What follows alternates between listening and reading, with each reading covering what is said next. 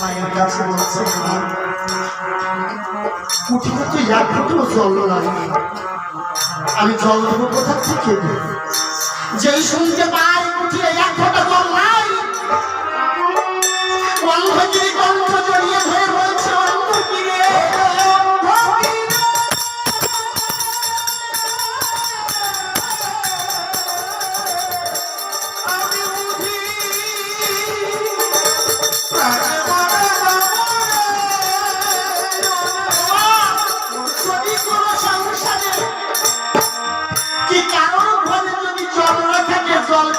হয়ে যদি কোনো পথের পথিনী আসে, জল যদি না দেওয়া যায়, যদি থাকে এক গুণ জল পিপাসা 2 গুণ বেড়ে যায়, তখন মনে হয় জল না পেলে বাস্তবে আমি সত্যই সত্য মারা যাব।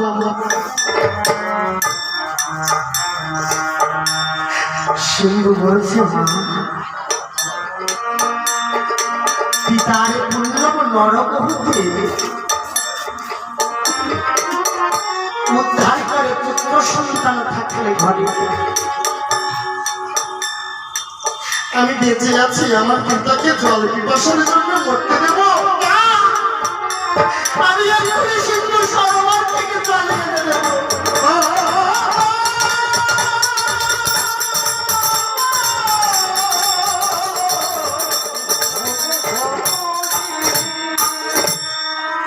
জলের পাত্র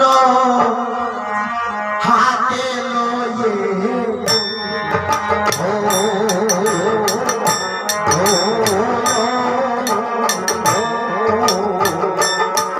সিন্ধু করিল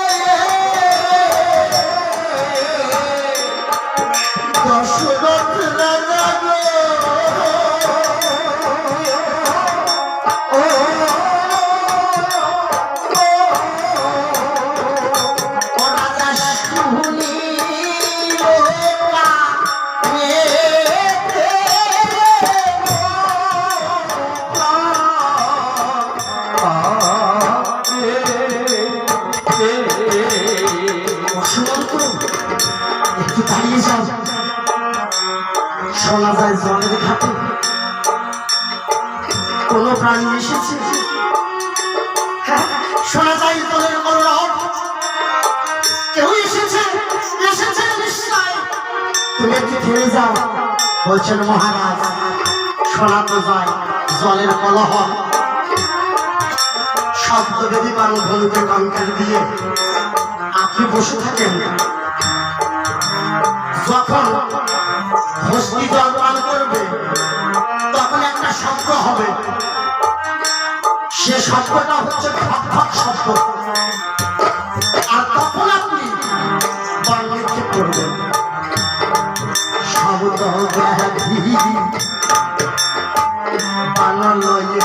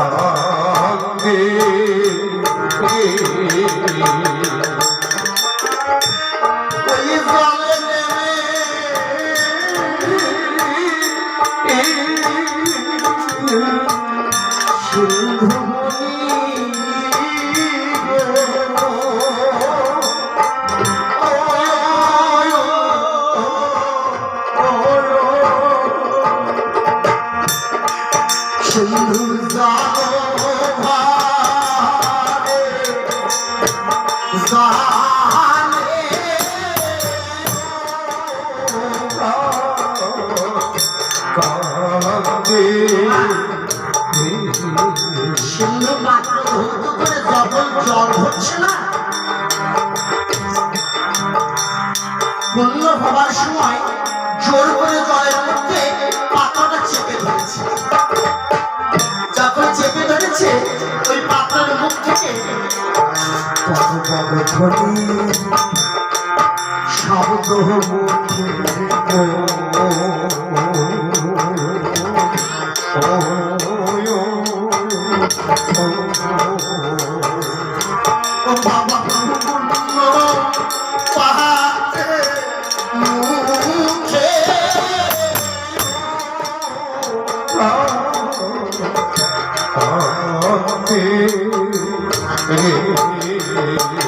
ওই শব্দ ব্যাধি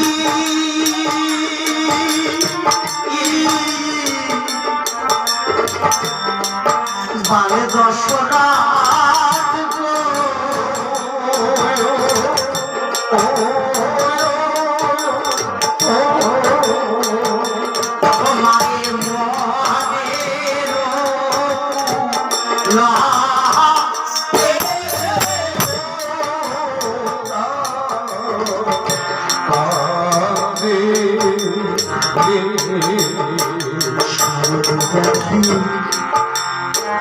গানা ছাড়িল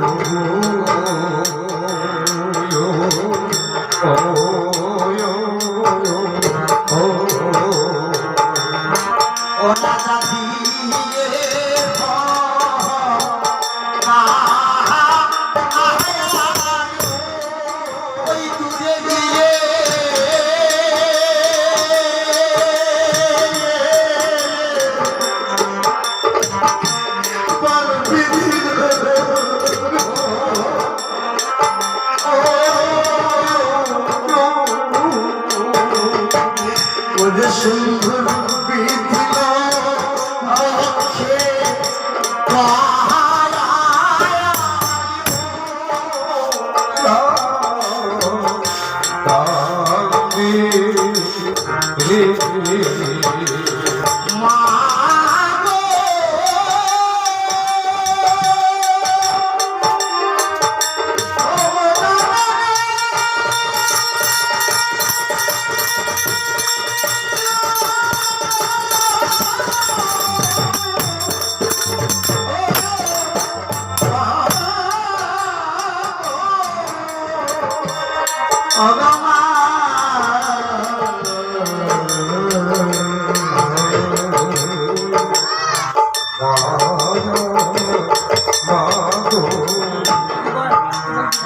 যেই মাত্র মা বলে ডেকেছে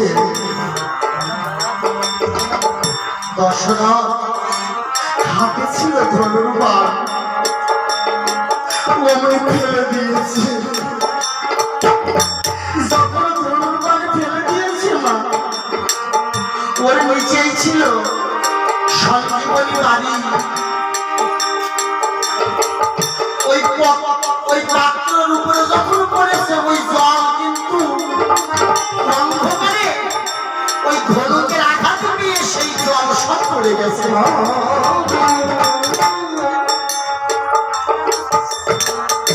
দশরথ বলছে, এই সুমন্ত্র আজ আমি বড় অন্যায় করে ফেলেছি জানিস। আমি শিকারে এসে কোন মায়ের কোলে শূন্য করে দিয়েছি সুমন্ত্র।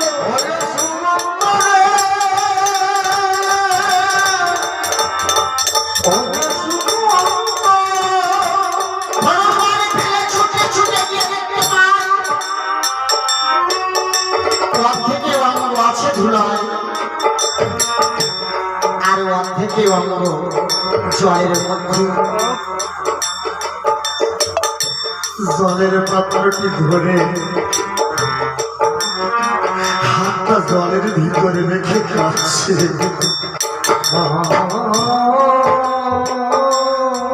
আর কি বলছি মা, সত্য ছেলে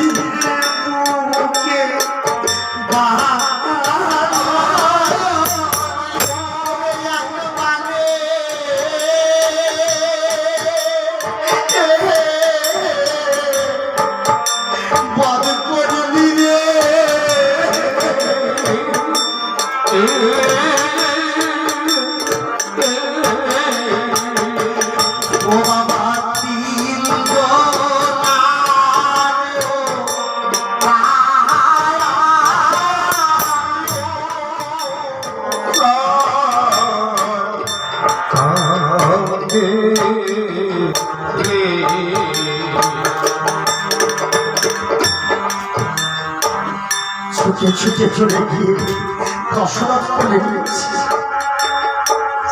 এই বালক কে কে তুই চলে খাতে পারো দিলাম তবু পরিচয়।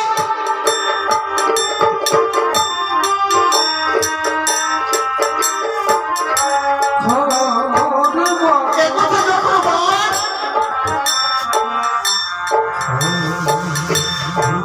সিন্ধু বলছে, আমি এই বনে বাস করি, আমার আপন বলতে কেউ নাই,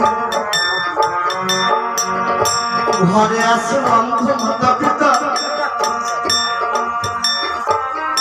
তাদের জীবনে আমি আমার নাম সিন্ধু বলি।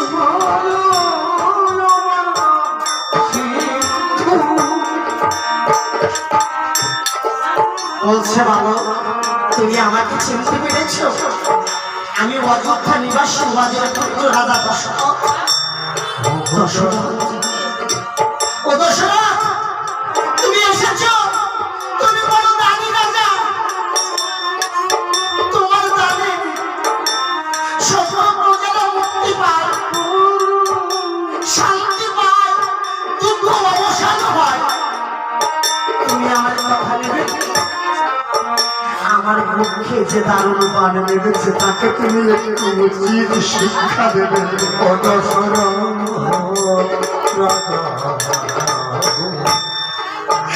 কারণ ধন মারে নাই, কারণ অর্থ চুরি করি নাই, বিপাশার জল নিতে এসেছিলাম সরোবরে, তাই শত্রু হয়ে কে যেন আমার মুখে বাড়ি মেরে দেয়।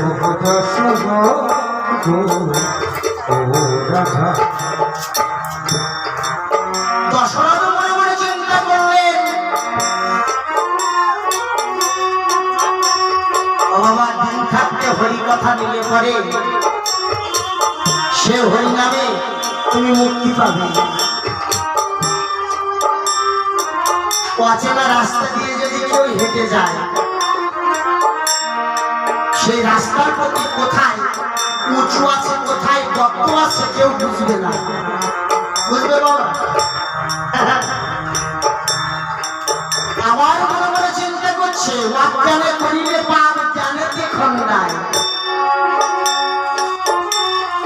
যেসব ছেলে মেয়ে ছোটবেলা থেকে বাবার পকেট থেকে কি মায়ের কাছ থেকে টাকা চুরি করে নিয়ে অন্য দোকানে গিয়ে খাবার খায়, খাই তো বাবা, আমরাও খেয়েছিলাম। যখন আমাদের পঞ্চম বর্ষ ঊর্ধ্ব হয়ে গেল, বুঝতে পেরেছি যে এই চুরি করলে মহাপাপ হয়, তখন পিতাকে বলতে হয়, পিতা তোমার কাছ থেকে আমি এত পয়সা নিয়ে আমি খাবার খেতাম, যদি স্বীকার করা হয় তবে তোমার ওই ছোট পাপ থেকে মুক্তি পাওয়া যায়। সে মুক্তি দেবে কে? সে দেবে তোমার পিতা। তুমি যার কাছে অন্যায় করেছো, যেখানে পাপ করেছো, সেখানে গিয়ে মাপ চাইতে হবে। অজ্ঞানে করিলে পাপ, জ্ঞানেতে খন্ডায়, আর জ্ঞানেতে করিলে পাপ তীর্থে গিয়ে খন্ডায়। তীর্থস্থানে গিয়ে দান দক্ষিণা দিতে হবে, আর ওই ধাম সমেত গুরুর স্মরণ করে, পিতা মাতার স্মরণ করে ভ্রমণ করতে হবে। তীর্থ দর্শন করলে পরে সেই পাপ ফল হয়, আর যে জন তীর্থে গিয়ে করে পাপ,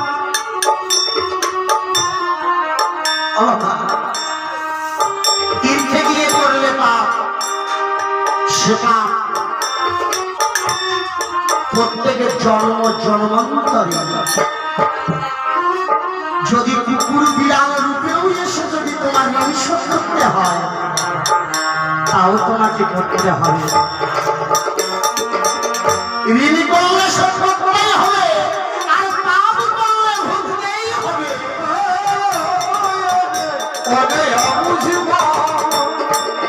দশরথ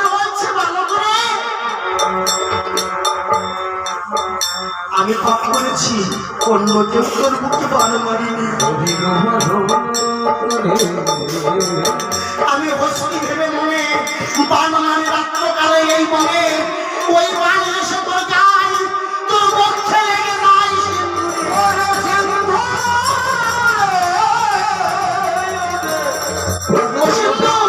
আমি ভেবেছি পাপ তুই ক্ষমা করে দেবে।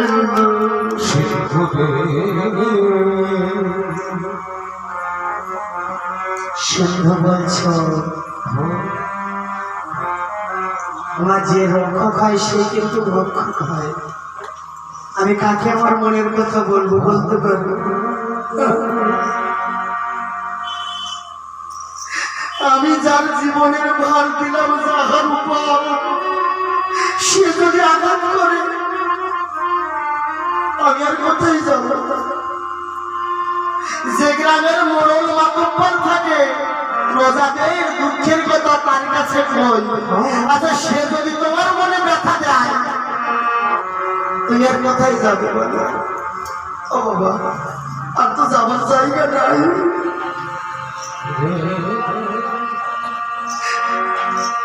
দশরথ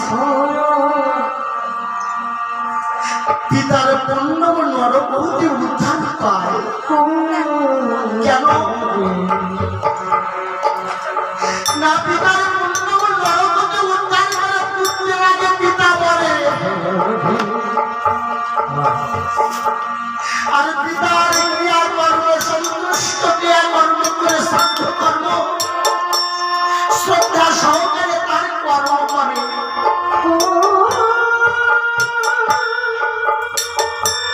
সাধু সেবা দিলে পরে নরনারায়ণ সেবা দেয়, বাড়িতে রামায়ণ গান হয়, কত ব্রাহ্মণ ভোজন হয়, কত বৈষ্ণব তারা খেতে পায়, তাদের সেবা দেওয়া হয়।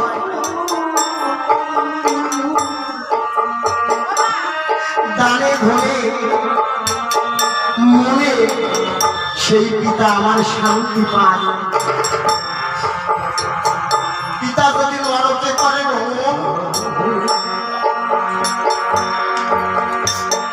নরকুণ্ড থেকে ইয়াকে মাত্র স্বর্গে পাঠাতে পারে, বৈকুণ্ঠে পাঠাতে পারে তার পুত্র ধন।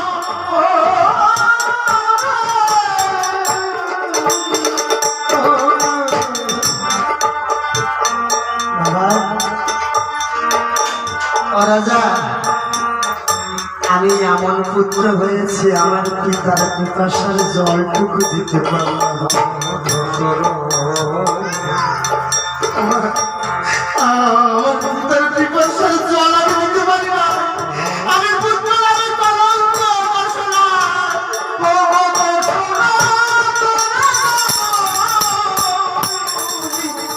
তুমি আমার কথা নেবে, আমি আর জীবিত থাকতে পারছি না। আমার পিতার জন্য তুমি একটু জল নিয়ে যাবে।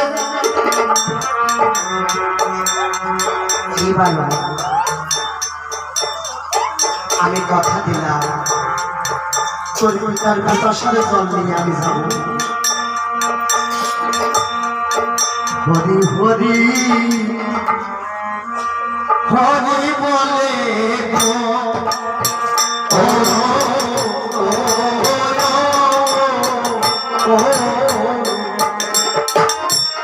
সিন্ধু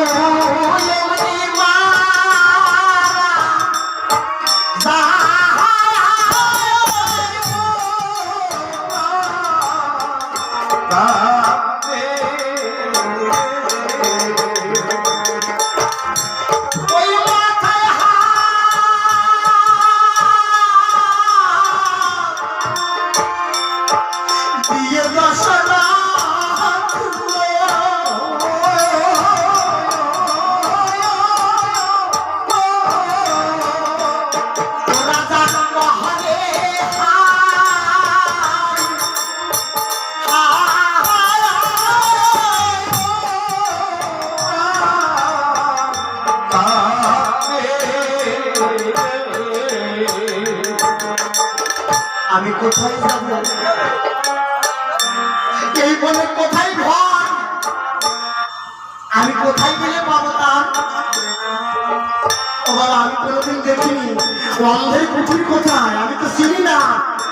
আর প্রত্যেক বৃক্ষের বাকল ভেঙে ভেঙে রাস্তাও তো বন্ধ হয়ে গেছে, আমি কোন দিকে যাবো? সিন্ধুকে স্কন্ধে নিলেন, জলের পাত্র হাতে। ওই রাত্রকালে দশরা চলছে পথে, দেখতে পাই কোন পৃথিবী থেকে কোন শব্দ আসে কিনা।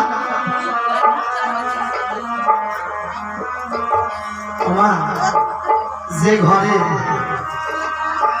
ছোট থেকে বড় করেছে, 10 মাস 10 দিন গর্ভে ধারণ করেছে, সেই ছেলে যদি জন্মের পরে বড় হয়ে যদি কোথাও বিদেশে খাটতে যায়,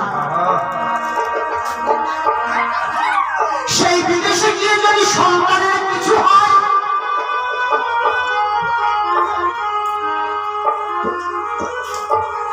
বিশ্ববাসী জানবার আগে জানতে পারে আমার গর্ভধারী মা।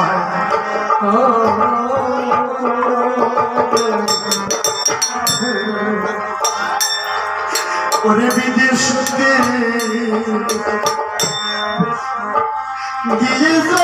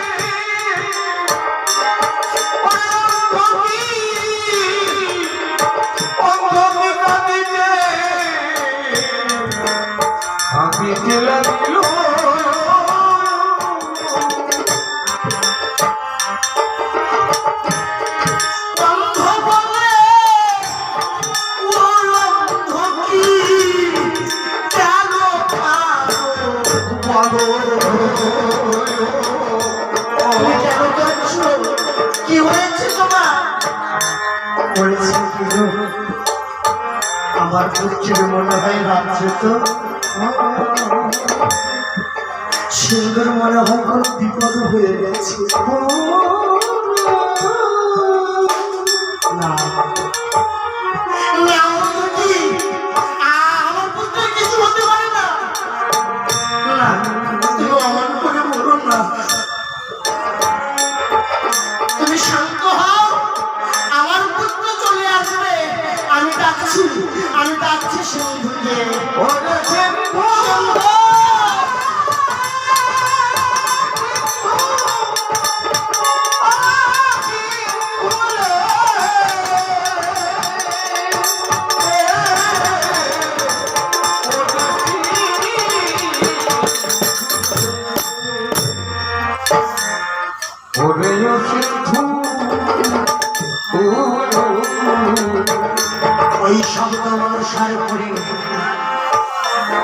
মৃত্যু সিন্ধুকে স্নান করে জলের পাত্র হাতে ধীরে ধীরে ওই শব্দ অনুসারে চলেছে পথে। যখন পা ফেলিয়ে দিল ওই জলের ভিতরে শুক্ল পত্র তখন শব্দ করে মস মস ধ্বনি শব্দ শুনি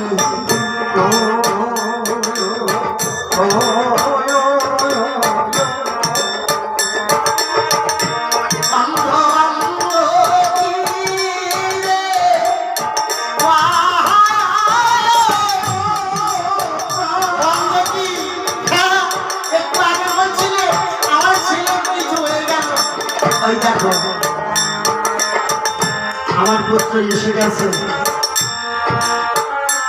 বাবা দশরথ যখন উপস্থিত হয়েছে কুঠির পরে দেখতে পান তুই ওদের হাত বাড়াইয়ে পুত্র বলে কাঁদছিস। দশরথ বলে আজ আমি কোথায় এসেছি, আজ আমি কোথায় এলাম?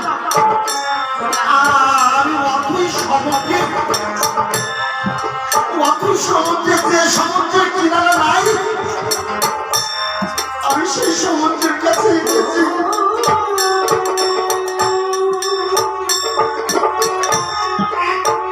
কেন কেন দিদি তুমি এটা করেছ দিদি?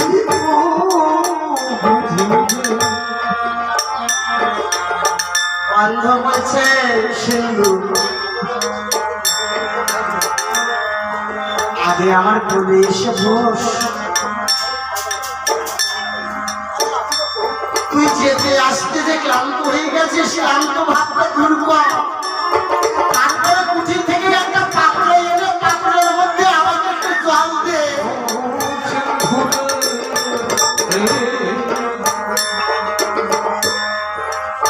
দশরথ বলছে আহারে এই সময় যদি না বলি তবে আর আমি বলার সময় পাবো না, আর বলার সময় হবে না। তাই দশরথ বলছি ওরা অমনি তুমি কাকে ডাকো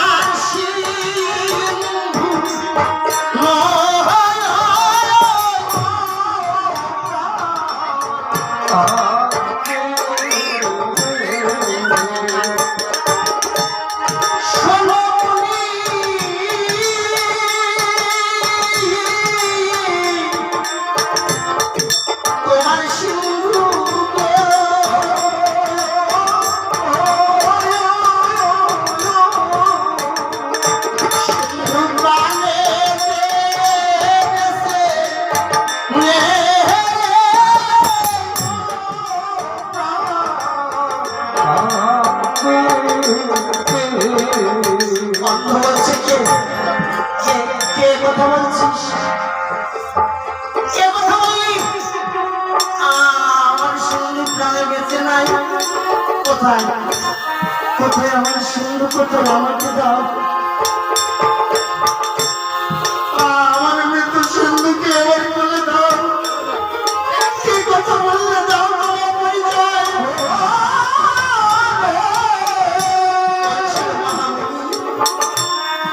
অযোধ্যা নিবাসী রাজা অজের পুত্র দশরথ আমি হস্তে অন্বেষণে এসে সিন্ধু সরোবরের তীরে জলের শব্দ শুনে সর্ববেদী বান মেরেছিলাম। সেই বান লাগলো সুন্দর বক্ষে কেঁদে কেঁদে বলেছিল আমার মনোদুঃখে যে রাজা পুত্র হয়ে বাবার মুখে জল দিতে পারলাম না, তুমি আমার হয়ে আমার পিতাকে একটু জল দেবে। অন্ধ বলছে কোথায় দশরথ আমার পুত্রকে আর কোলে দাও।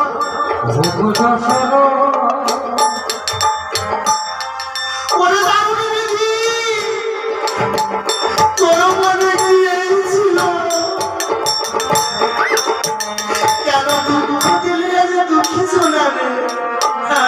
ওরে দারুণ বিধি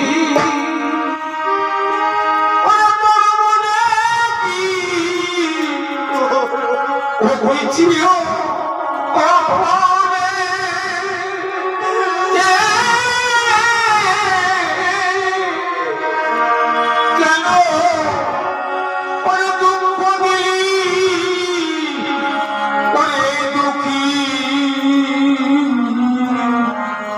দুঃখী জোগারে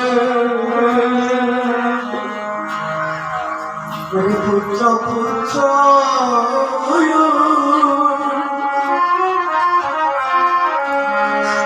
ওরে বলো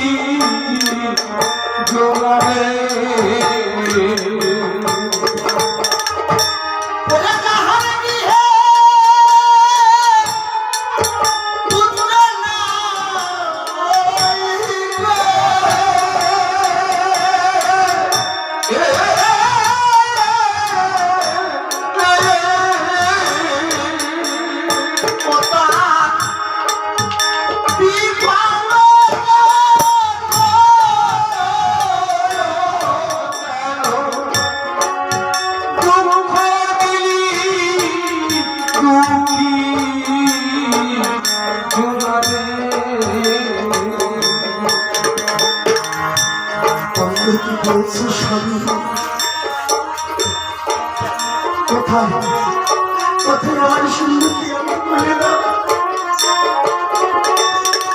ও সিন্ধু আর বাবা সিন্ধু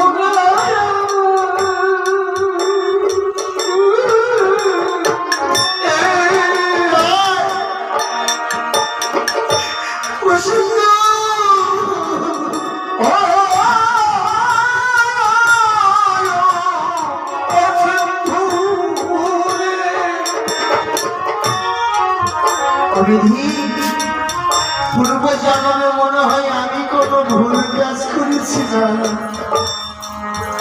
সেই জন্য অকাল মৃত্যু হয়ে গেল আমার পুত্র ধরে আরে বাজানো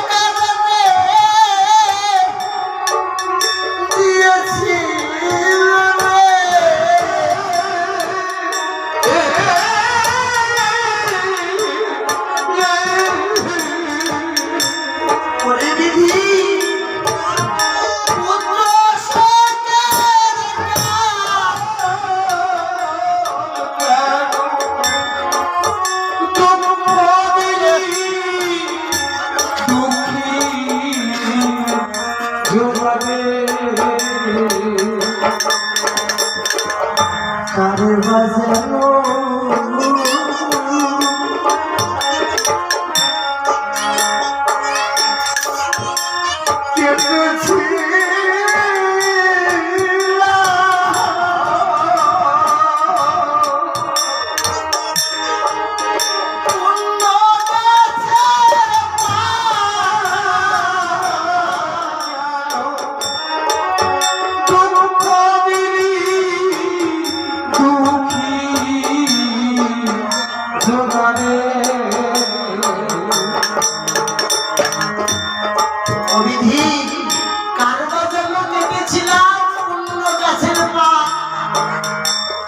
সেজন্য বিনা মেঘে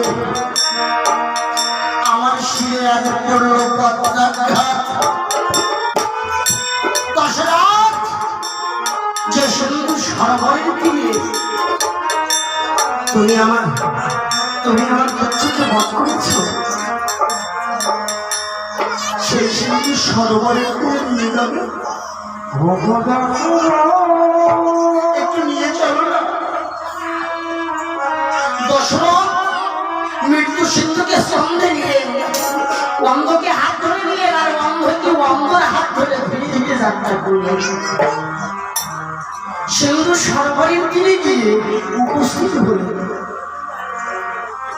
যখন সিন্ধু সরোবরের তীরে উপস্থিত হয়েছে, শুকনো কাষ্ঠ নিয়ে সিন্ধুর দেহটাকে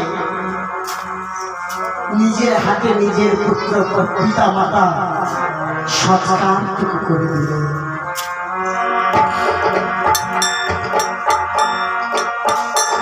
অস্থি দেবে জলে, অস্থি ধরে বইয়ে গেল অন্ধকার অন্ধকি ওই জলে চলে। নাভি জলে যখন যেতে চাই, পেছন থেকে ডাক দিয়ে কয় স্বামী আমরা তো আর ফিরব না,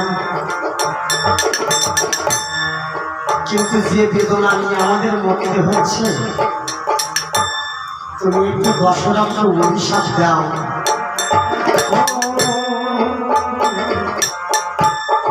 অন্ধ ডাকি দিয়ে কয় অন্ধকে তুমি না একজন মা, সিন্ধু সিন্ধু তোমার ছেলে, দশরথ তোমার ছেলে নয়। তুমি অভিশাপের কথা বললে, ও সিন্ধুর মা, আমি রাজাকে অভিশাপ দেব না, আমি রাজাকে আমার মনের অনুতাপ তাই দেব। ডাকে দিয়ে বলছে শোনো দশরথ, যেমন ভাবে পুত্র শোকে আমার মৃত্যু হয়, তুমি আমার মতো পুত্র শোকে মরবে আজও নয়, অযোধ্যায়।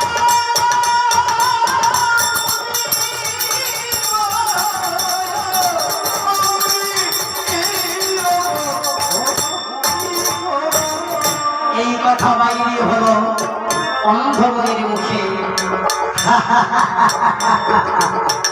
স্বপ্নে হাসতে থাকে দশরথের মুখে। একই দশরথ, তুমি হাসলে কেন দশরথ? ও আমি অন্ধ বলে অন্ধের বাক্য নষ্ট হয়ে যাবে, তোমার অভিশাপ লাভ, তোমার মনস্তাপ লাগবে না?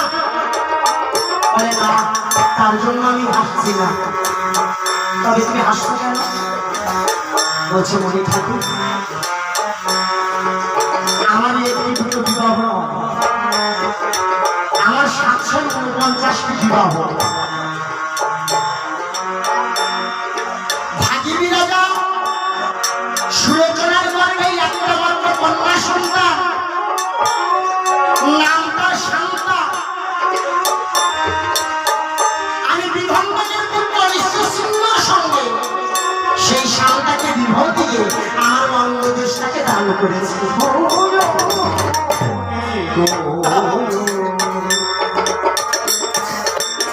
আর পুত্র সন্তান থাকলে ঘরে তবে তো আমার মরণ হবে, তবে আমি হাসবো না। মুনি বলছে শোনো শোনো দশরথ, পুত্র যদি না জন্মে থাকে তবু ভালে, স্বয়ং নারায়ণের অবতার হয়ে আসলেও আসতে পারে, কিন্তু তোমার পুত্র সুখে মৃত্যু হবে না।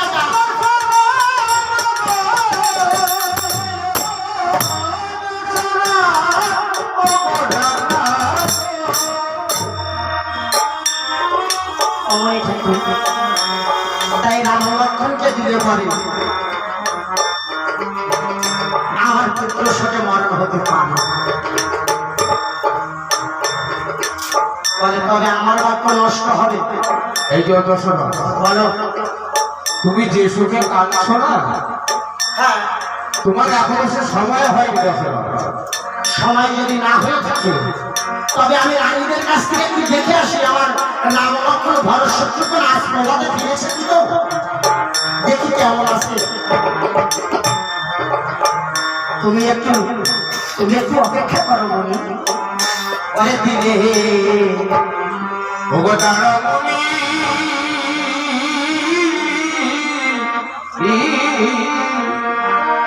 ওরে অন্তঃপুর থেকে রাখলাম তোমাকে সাজাইয়া।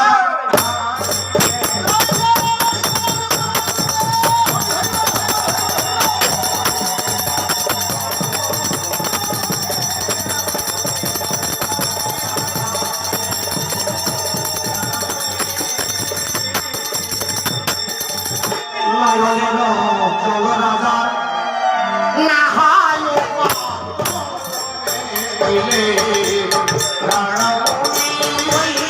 ধীরে ধীরে চলে রাজা অন্তপুরে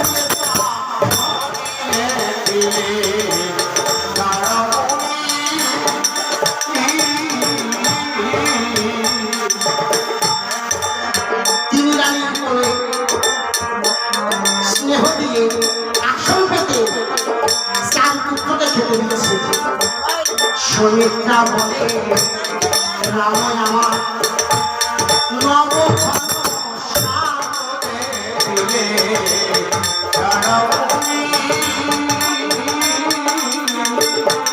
আমার লক্ষ্য প্রাণের জানো জীবনের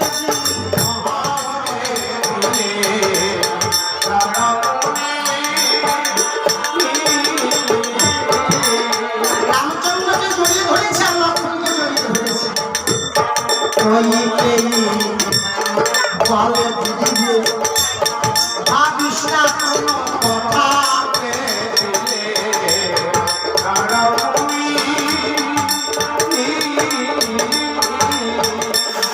ওরে ভালো ছত্রপতিকে করিলে হে আলাদা দিদি ভারত পাবে অমন করে বলিস না তবে আমার ভারত দেখা পাবে। আমার ওই তিনজন রানীর মধ্যে একজন রানী অতি পতিব্রতা ধর্মরানী, সে হচ্ছে কৈকেয়ী। কৈকেয়ী অন্তরে দেখতে পায় রাজার চোখে জল, রাজার বসে দাঁড়িয়ে ছুটে এসে তার কাছে জিজ্ঞাসা করছে, এই যে মহারাজ আপনার চোখে জল কেন, কি হয়েছে আপনার?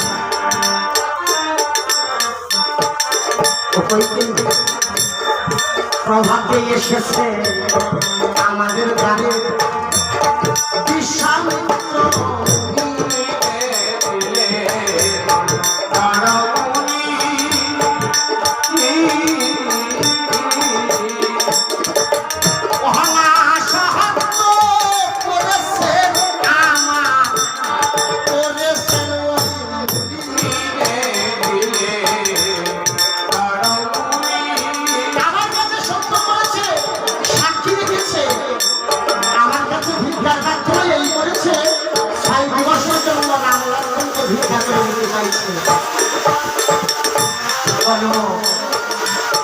রাম লক্ষ্মণকে নিয়ে যাবে, তবে রাম লক্ষ্মণ কি শুধু আপনার সন্তান? আপনি কেমন ভাবে কথা দিলেন? যাই হোক, এখন যদি রামকে নিয়ে যাই আমরা কি করবো? আমরা রাম হবে এই অযোধ্যায় প্রজাগণ সবাই কাঁদবে, আমরাও থাকবো না, তবে আমরাও রামের সাথে যাবো। প্রভাত হবে নয়নেতে জল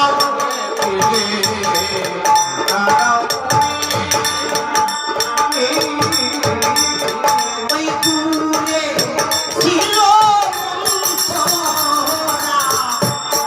এসে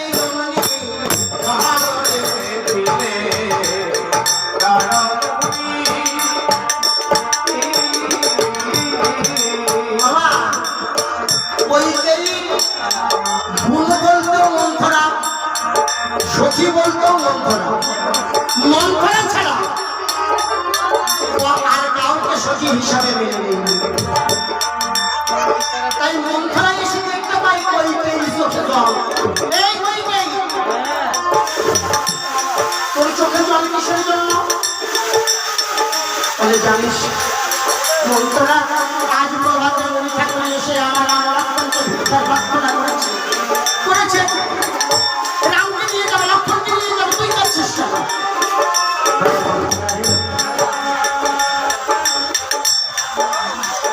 আমার প্রাণে লাগে ভয়। রাম প্রত্যেক জীবের হৃদয় মন্দিরে বিরাজমান।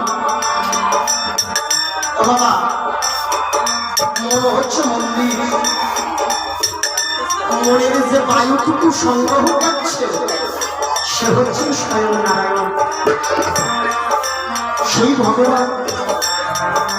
আমি যদি রাম চলে যায়, ভগবান যদি সংসার থেকে চলে যায়, এ সংসার কি হবে? অচল হয়ে পড়ে রবে। বন্ধুরা জানিস না, তুই কাঁদিস না, চুপ কর। আচ্ছা একটা উত্তর দে তো, ওই বিশ্বামিত্র মুনি কোনদিন রাম লক্ষ্মণকে দেখেছে না ভরত শত্রুঘ্নকে দেখেছে? কাউকেই দেখেনি। কাউকে দেখিনি, তবে আর কানতে হবে না। রাম লক্ষ্মণকে দেখে দেবো আর ভরত শত্রুঘ্নকে বলছে তবে তুমি যদি পারো দেখো, ডাক দিয়ে ভরতের হাত ধরে ডেকে নিয়ে এসেছে। ভরত বলছে মাসি আমাকে ডাকছো কেন? কি হয়েছে? শোন ভরত, সব সময় তোর দাদা ডাক হয়, তোর দাদার নিমন্ত্রণ হয়, কিন্তু তোদের হয় না। তাই জানিস আজ আমি চিন্তা করে দেখেছি, আজ যে নিমন্ত্রণ এসেছে রাম লক্ষ্মণকে নিয়ে যাওয়ার জন্য, সেখানে অনেক ভালো ভালো খাদ্য দেবে, ভালো বস্ত্র পরিধান করবার জন্য দেবে, অনেক মুনি মহন্ত সেখানে আসবে, সবার আশীর্বাদ তারা পাবে। বল ভরত যাবি? হ্যাঁ যাবো না, প্রসাদ খাবো, কত মানুষ দেখবো, এর মতো আনন্দ আছে না, আমরা যাবো। মানে যেতে গেলে কিন্তু মিথ্যায় আশ্রয় নিতে হবে। কেমন আসে? তুমি বলবে আমার নাম রাম, আর শত্রুঘ্ন বলবে আমার নাম লক্ষ্মণ। ঠিক আছে? আচ্ছা এই এতটুকু কথা বললে খাওয়া পাবো তো, আর যাওয়া যাবে তো নাকি? যাওয়া যাবে তো নাকি? হ্যাঁ নিশ্চয়ই যাওয়া যাবে।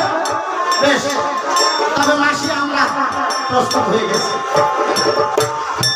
রুটি বাদল লয়ে রাজা মুনির কাছে যায়,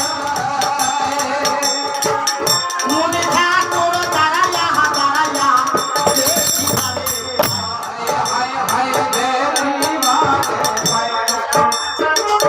বৈকুণ্ঠের নারায়ণ মাগো রামচন্দ্র হয়, ভক্তের কাছে গেলে আলো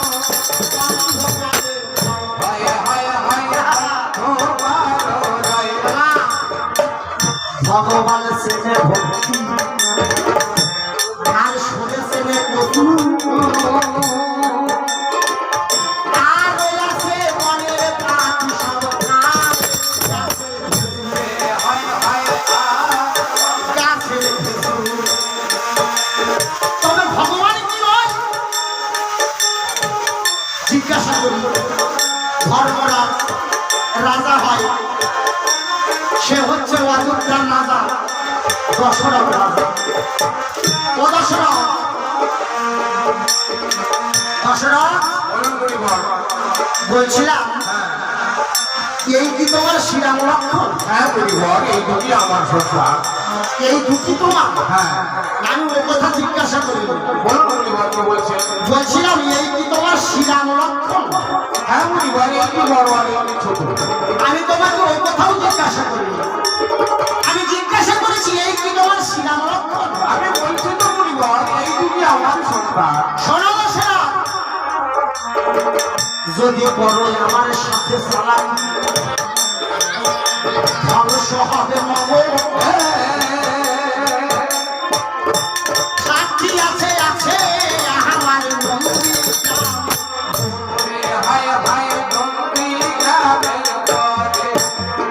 মন্দির গ্রামে গেলে আমি বুঝতে পারবো কে ভগবান রাম আর কে লক্ষ্মণ আমি বুঝবো না। হ্যাঁ আমি যাচাই করে দেবো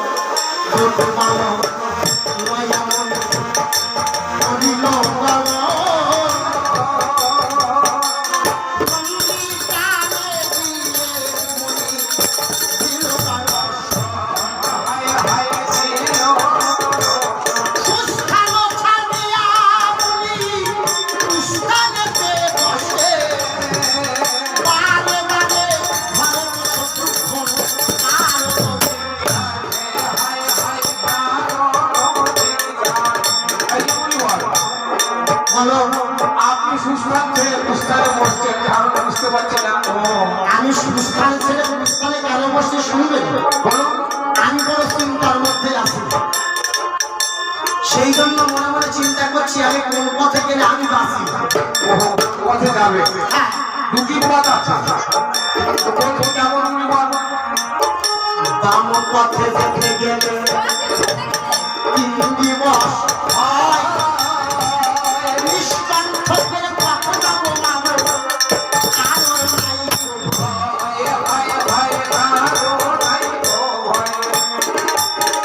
দক্ষিণ পথে যেতে গেলে তো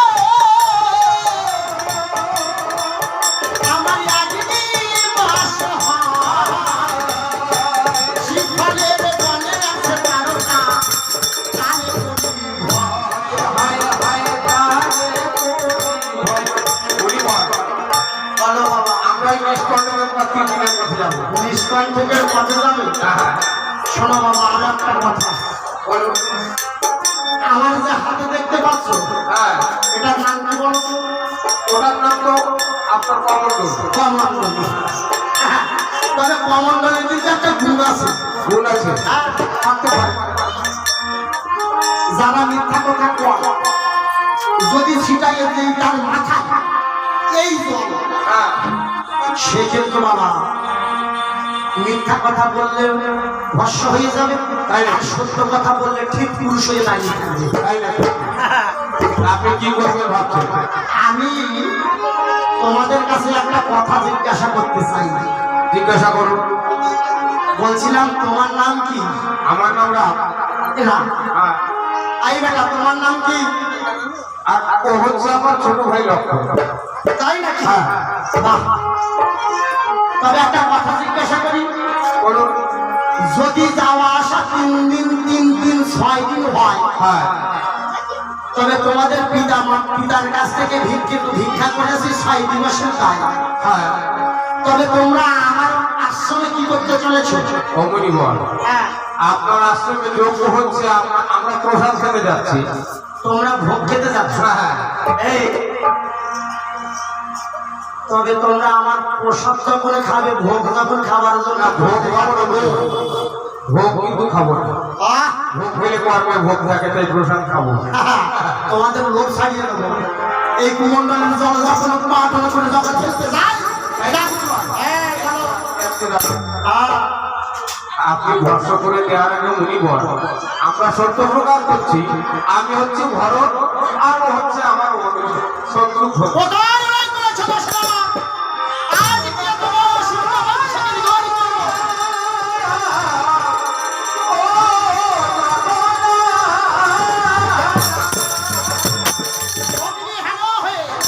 ছুটছে অমনি দশরাত ছুটে গিয়ে মনির চরণ ধরে বলছে অমনি ঠাকুর একটু অপেক্ষা করুন আপনি যখন এসেছেন আমি মায়ার বসে আমি রামনাথকে রেখে দিয়েছিলাম তাই আজ গুরু সেবার জন্য আমি ভগবানকে পাঠিয়ে দেব এদিকে তিনি রানী কি করেছে ভরত শত্রুঘ্নকে পাঠিয়ে দিয়ে রাম লক্ষ্মণকে নিয়ে অন্তপুরের মধ্যে নিয়ে যাচ্ছে কেমন করে ওরে সুমিত্রা গিয়ে থাকিছে দেখো মায়ের কাপড়েরা ছলে দিলে তারাউনি আল্লাহ করতে থাকিয়া তুমি রানী অন্তপুরে পাখি দিলে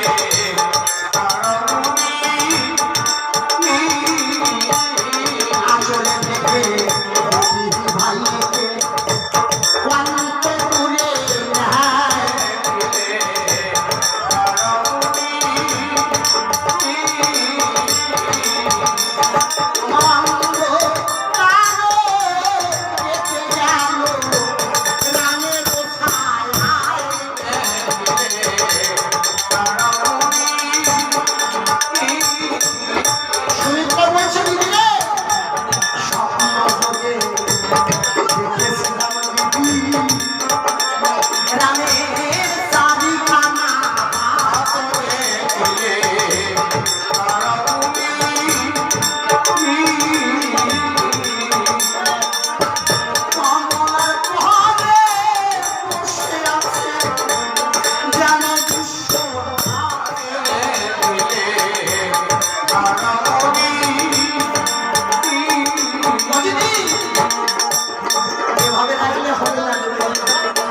ওই রঘুনাথকে রাখা যাবে না ভক্ত এসেছে যাবে তাই ছলনা না করে সুসজ্জিত করে দে ও যাবে ভগবান ভক্তের সাথে তাই দিন রানী ধরে সাজাতে আরম্ভ করে কোটিতে দিয়েছে নামে কোটি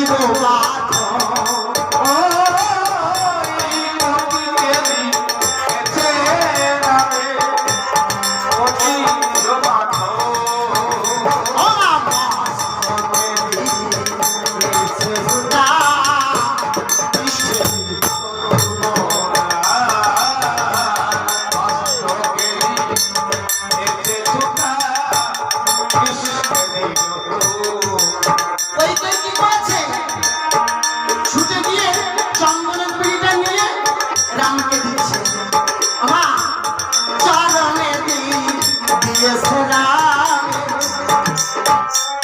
চন্দনের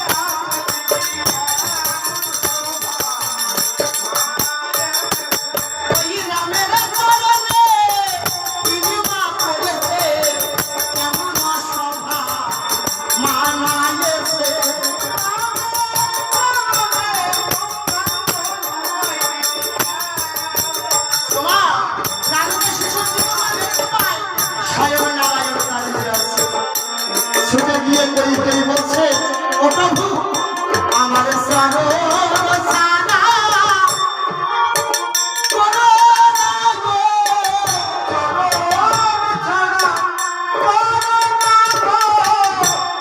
আমার চলো ছাড়া তুমি করো না গো,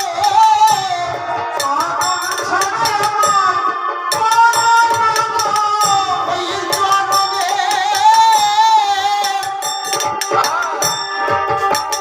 আমি শিবদাসী, ওই জনমে আমি ভালোবাসি।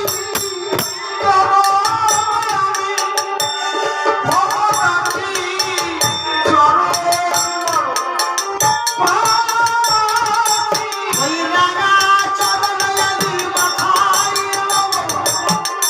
মাথায় লইয়ে দেব, বাসি হব।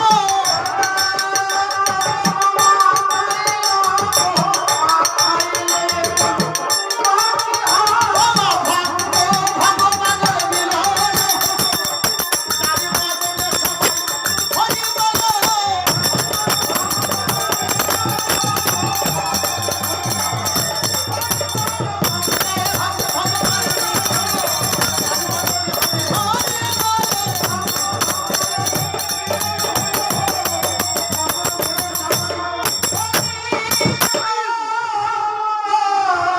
দুটি পুত্র লইয়ে রানী করিল দেব, দুটি পুত্র লইয়ে করিল দেব, রাজার কাছে দিল শ্রীরাম লক্ষ্মণ।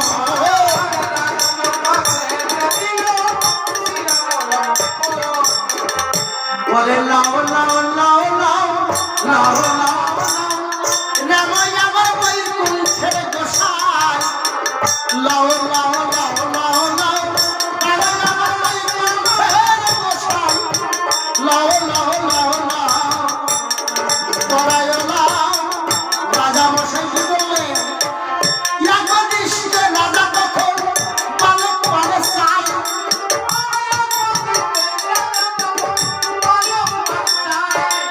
আর আমিরের রূপে দেখে আসরা ধুলে মুখ সাজা।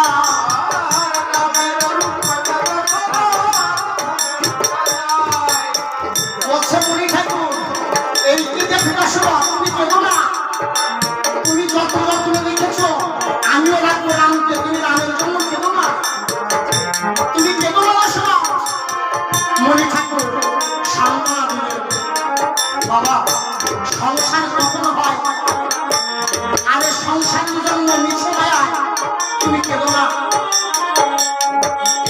মা, এই সংসার কি আমরা বিবাহ করে কি আমরা সংসার করছি? না, এই সংসার পূর্বের থেকে সাজানো আছে। বাবা, পূর্বের থেকে এই সংসার সাজানো আছে, আর এই সংসারে আমরা নিমিত্তর জন্য ভাগিদার হয়েছি। যেদিন নিমিত্তর বেলা শেষ হয়ে যাবে, ভবপারের খেলা শেষ হয়ে যাবে, এই সুন্দর সংসার ছিল আমাদের সেই দিনের ভবপারে চলে যেতে হবে। তাই এই সংসারের জন্য তুমি মোহ করো না বসুন। কে পুত্র, কে পরিজন, কে আপনজন, কে তোমার স্ত্রী, কেউ কারোর নয়। বলো বসুন, যখন সবাই মায়ের গর্ভ থেকে আসি, কাউকে কি হাত ধরে এনেছি? এসেছি একা, চলে যাবো একা। পৃথিবীতে থাকবে দুটি বস্তু, তোমার কীর্তি আর রস। তুমি দেশে থাকা কালে এই বিশ্ব চলাচলে তুমি কেমন সেবা করেছো, এই মানুষের সঙ্গে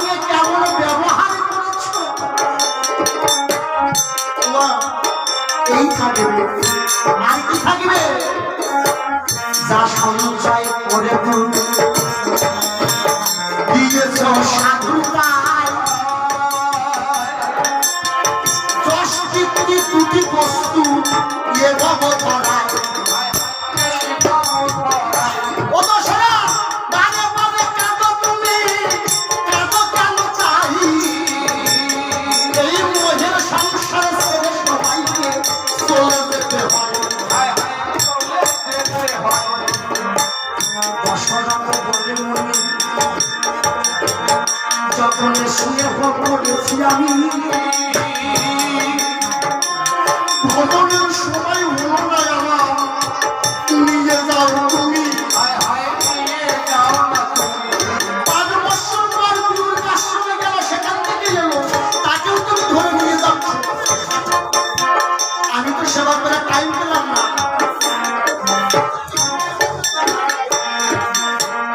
দশরথ বলে উনি ঠাকুর দুধের বালক কুশীলম আরে দুধের বালক রাম লক্ষ্মণ দ্বন্দ্বে দ্বন্দ্বে খায় খেতে দেবে মহামুনি ওরা যখন খেতে চায়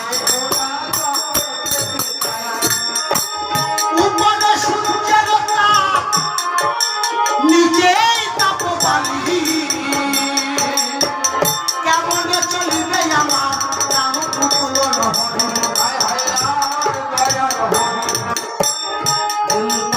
চিন্তা নাই দশরথ আমি হাত ধরিয়া লবে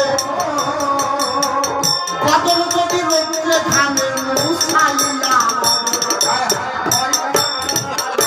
ও বাবা 17 বৎসরের রাম তাকে কোলে দিল রাজায় 2 হাত ধরে মুলি ঠাকুর হাতিয়ে নিয়ে যায়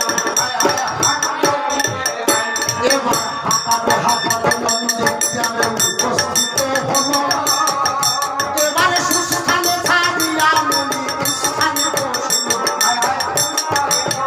রামচন্দ্র বলেন মুনি বসতি কেন মুনি বলে শোনো শোনো বলি বারো বাম পথে যেতে আমার 3 বছর হয় নিষ্কণ থেকে পথে যাবো কারণ নাই ভয় তো তিনি পথে যেতে গেলে 1 দিবস হয় সম্মুখে আছে তার না পারে করি হয় এবার যখন এই কথাটা মুখের বাহির হলো হা হা সাথে রামচন্দ্র হাসিয়া উঠিল ও মুনি ঠাকুর বলো বলো আরে আপনি যে কথা চিন্তা করছেন আমরা তো এই একদিনের পথে যাবো একদিনের পথে যাবো হ্যাঁ আমি তোমাদের সঙ্গে মরতে যেতে পারবো না মরতে যেতে পারবেন না তার কারণ আপনি কারো কারো ভয় পাচ্ছেন যাবো যাবো বাবা যে প্রাণকাল ভয়ে ওই বনে পাখি পর্যন্ত বসে না সেই বনে যাবো না।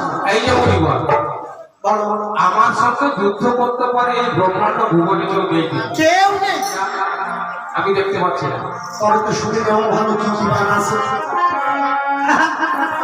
যখন উদ্ধার করার কেউ নেই তাহলে শোনা ভালো আচ্ছা বাবা হ্যাঁ বলুন বলছিলাম তুমি তারকা প্রেম টানে মরে তুমি জানো এই তো পরিবার আমি কিন্তু একটা কথা আপনাকে বলতে ভুলে গেছি কি কথা কথাটা হচ্ছে এই হ্যাঁ আপনি গুরু সমতুল্য লোক হ্যাঁ, হ্যাঁ। তাই আপনার যদি কৃপা হয় পরিবার তাহলে কিন্তু তারকার বাপকেও বধ করে চলে যেতে পারে ও, সালাক দেখেছেন হ্যাঁ। পৃথিবীতে ভক্ত যত ভগবান তত ভক্ত আগে পৃথিবীতে এলো তারপরে এলো ভগবান ভক্ত যদি না দেয় আসন সেটাই কে ভগবান বসবে ও না সেটাই কি ভগবান বসবে আসলে ডাকলে পরে সেইখানে ডাকলে ভগবান এসে বসে তবে কুরুক্ষেত্রের মাঠে এই ত্রেতা যুগের মাঠে সত্য যুগে দেব সত্য যুগে নারায়ণ রূপী ও বাবা তাদের কি হয়েছিল যত দোষ পারে মন্দ ঘোষ হ্যাঁ অনাদিরাদি গোবিন্দ সকল দোষ করে সবাই যে মারে কিন্তু কারণ দাঁড়ায় না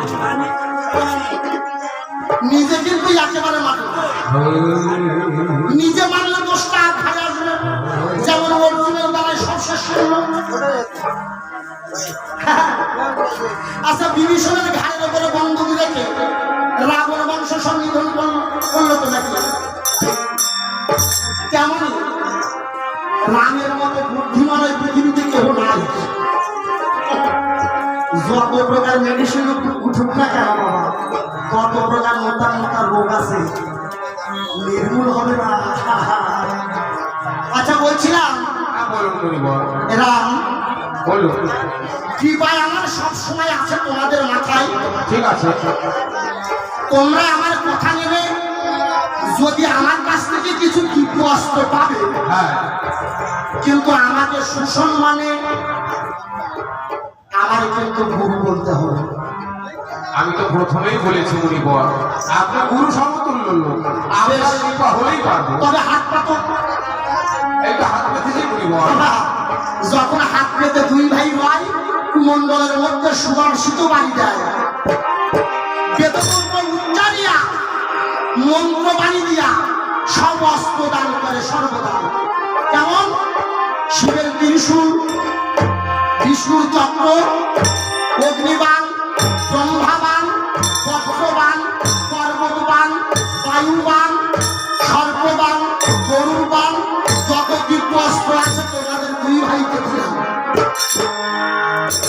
জানো রাম, যেখানে থাকিবে তুমি, সেখানে যদি লক্ষণ না রয়, পৃথিবীতে তোমার লীলা খেলা হবে ভয়, তুমি জয় হতে পারবে না। সেই জন্য লক্ষণকে নেবে সাথে, তুমি পাবে মা এ বিশ্ব জগতে।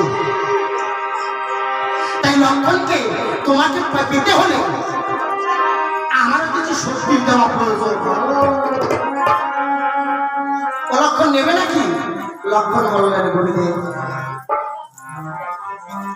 আপনার কৃপা বলে যদি দেন, বলে শোনো তোমাকে দিলাম বড় সুবল মন্ত্র। এই মন্ত্র জপিলে 14 বৎসর অনাহারে থাকা যায়, 14 বৎসর অনিদ্রায় থাকা যায়, আর 14 বৎসর ব্রহ্মচর্য পালন করে নারীর মুখ না দর্শনে থাকা যায়। তবে মন্ত্র দিলাম, অস্ত্র দিলাম, এবার গুরুর মান্য আমায় দিতে হবে না। কোথায় পাবো? না এই মন্দির গ্রামে অনেক প্রজাগুলো বাস করে, তাদের কাছ থেকে কিঞ্চিত করে ভিক্ষা করে আজ আমাকে দাও। ঠিক আছে গুরুদেব, আমি গুরুর সাথে আমরা এই নদীর গ্রাম সময় আমরা গ্রামে আছি, এই গ্রামে ভক্ত মামাসীদের কাছ থেকে কিছু ভিক্ষা করে আমার গুরু দক্ষিণা দেবো। ও তোমরা ভিক্ষা দাও হে